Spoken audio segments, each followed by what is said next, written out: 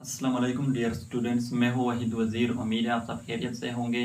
तो इस वीडियो में मैं बात करने वाला हूँ function of iron and manganese, deficiency symptoms of iron and manganese and corrective method of iron and manganese in plant. यानी कि प्लांट में आयरन एंड मैंगनीज के कौन कौन से फंक्शन हो सकते हैं, और अगर प्लांट में आयरन और मैंगनीज की डिफिशियंसी हो जाए तो प्लांट में कौन कौन से सिम्टम जो वो अपियर हो जाते हैं, जिसके थ्रू हम प्लांट को रिकॉग्नाइज कर सकते हैं कि इसमें आयरन और मैंगनीज की डिफिशियंसी हुई है।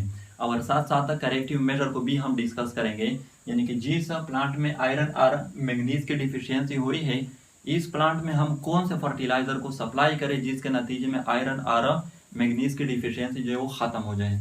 तो पहले हम लेते हैं आयरन को। तो याद रखें, ये पॉइंट जो है ये नोट कर ले कि प्लांट जो है ये आयरन को किस फॉर्म में, किस स्टेट में ऑब्जर्व करते हैं। तो आयरन +3 स्टेट में प्लांट जो है वो इसको ऑब्जर्व करती है, और इस स्टेट को हम कहते हैं फेरिक स्टेट। और जब आयरन +2 स्टेट में होता है तो इसको हम कहते हैं फेरस स्टेट। तो प्लांट जो है ये आयरन को +3 स्टेट में ऑब्जर्व करते हैं, यानी कि फेरिक स्टेट में ऑब्जर्व करती है, और ये +2 स्टेट जो है यानी कि फेरस स्टेट जो है आयरन का, ये मोर एक्टिव होता है प्लांट बॉडी में। आते हैं फंक्शन की तरफ। तो जो फर्स्ट फंक्शन है आयरन का वो ये है कि सेंटर एटम ऑफ साइटोक्रोम। अगर आप लोग साइटोक्रोम का स्ट्रक्चर देखें तो उसका जो सेंटर एटम होगा वो आयरन होगा। साइटोक्रोम क्या है? ये फोटोसिंथेसिस एंड रिस्पायरेशन में एज इलेक्ट्रॉन कैरियर यूज होते हैं। ये आप लोग नेट पर भी सर्च कर सकते हैं, तो वहां पर आप लोगों को पता चल जाएगा कि रियली इसके स्ट्रक्चर में आयरन जो प्रेजेंट होता है। साइटोक्रोम ऑक्सीडेज यह एक एंजाइम है जो कि रिस्पायरेशन प्रोसेस में यूज होती है। इसके स्ट्रक्चर में भी आप लोगों को आयरन मिलेगा।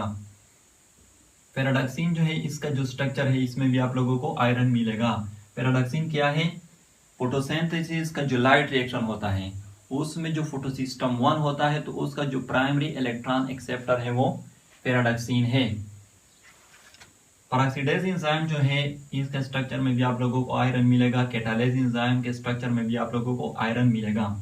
क्लोरोफिल फॉर्मेशन जो है इसमें भी आयरन यूज होता है। किस तरह? देखो, हमारे पास ये एक एमाइनो एसिड है, एमाइनो एसिटाइल एलानिन हम इसको कहते हैं। तो इसकी जो फॉर्मेशन होती है ये रेगुलेट करता है कौन? आयरन। और ये एमाइनो एसिड जो ये प्रिकर्सर है क्लोरोफिल का, तो इसलिए इनडायरेक्टली हम ये कह सकते हैं कि क्लोरोफिल फॉर्मेशन में भी आयरन यूज होता है। फोटोसिंथेसिस प्रोसेस जो इसमें भी आयरन यूज होता है, यहाँ पर भी हम इनडायरेक्टली कह सकते हैं, क्योंकि क्लोरोफिल जो है ये क्या है? ग्रीन पिगमेंट है, और इसका फंक्शन है कि ये लाइट को ऑब्जर्व करता है फोटोसिंथेसिस प्रोसेस के लिए, क्योंकि फोटोसिंथेसिस प्रोसेस जो है ये लाइट की गैर मौजूदगी में पॉसिबल नहीं है। और दूसरी बात ये याद रखें कि ये साइटोक्रोम जो है ये भी फोटोसिंथेसिस में as a electron carrier use होते हैं। इसी तरह पैराडॉक्सिन जो है ये भी प्राइमरी इलेक्ट्रॉन एक्सेप्टर है फोटोसिस्टम 1 का, जो कि फोटोसिंथेसिस का लाइट रिएक्शन है। तो इसलिए हम कहते हैं कि फोटोसिंथेसिस प्रोसेस में भी आयरन यूज होता है। रिस्पायरेशन का जो प्रोसेस है इसमें भी आयरन यूज होता है, लेकिन अगेन इनडायरेक्टली। किस तरह?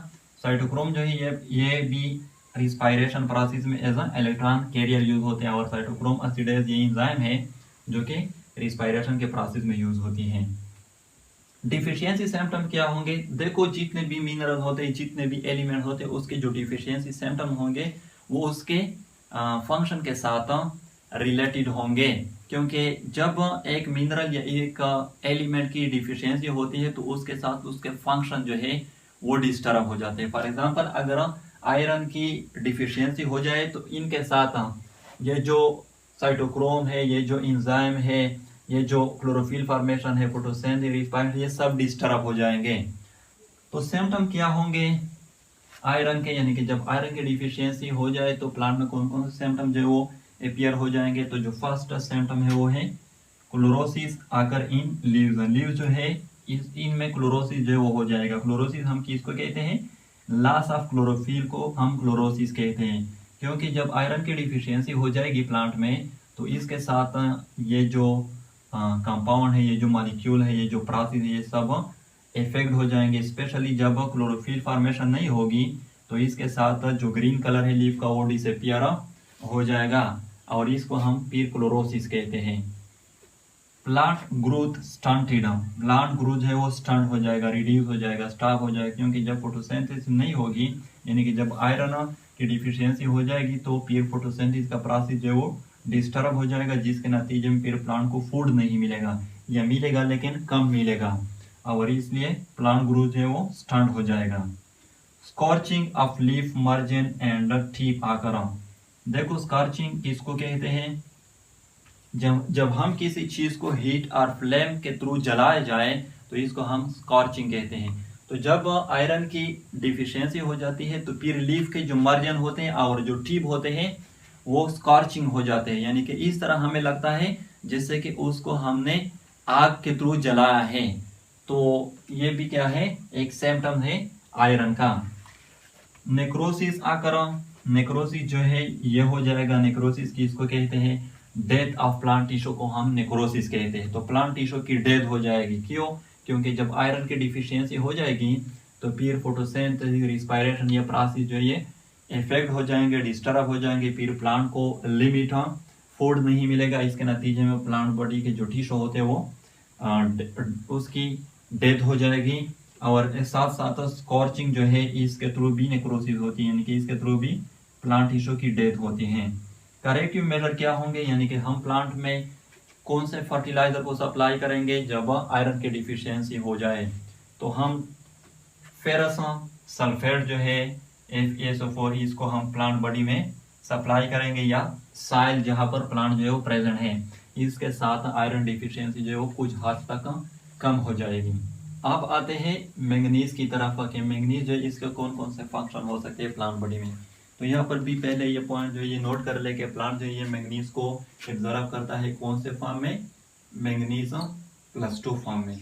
कौन कौन से फंक्शन हो सकते हैं मैंगनीज के? तो फर्स्ट जो फंक्शन है वो ये है कि मैंगनीज जो है ये work as a cofactor, manganese जो है ये एज अ कोफैक्टर काम करता है। किस तरह? एक्टिवेट मोर देन 35 इंजाइम, यानी कि 35 से ज्यादा इस तरह इंजाइम है जो इनएक्टिव फॉर्म में होते हैं, यानी वो अपनी फंक्शन को परफॉर्म नहीं कर सकते, लेकिन जब उसके साथ हम मैंगनीज अटैच हो जाता है तो उस इंजाइम का फिजिकल शेप जो है वो चेंज हो जाता है और वो एक्टिव फॉर्म में आ जाते हैं और अपनी फंक्शन को परफॉर्म करने लग जाते हैं। इसके साथ क्लोरोफिल फॉर्मेशन जो है इसमें भी मैंगनीज जो है वो यूज होता है। किस तरह? यहाँ पर 35 से ज्यादा इंजाइम है जो मैंगनीज की वजह से एक्टिवेट होते हैं, तो इनमें इस तरह के इंजाइम भी है जो क्लोरोफिल फॉर्मेशन में यूज होते हैं। तो इनडायरेक्टली हम इस तरह कह सकते हैं कि क्लोरोफिल फॉर्मेशन में मैंगनीज जो है वो यूज होता है। फोटोसिंथेसिस का प्रोसेस जो है इसमें भी मैंगनीज जो है वो यूज होता है। अगेन क्लोरोफिल जो है ये क्या है? ये ग्रीन पिगमेंट है जो फोटोसिंथेसिस के लिए लाइट को एब्जॉर्ब करता है। और साथ साथ यहाँ पर ये पॉइंट भी याद रखें कि फोटोसिंथेसिस में जो लाइट रिएक्शन है वहां पर फोटोलिसिस होती है,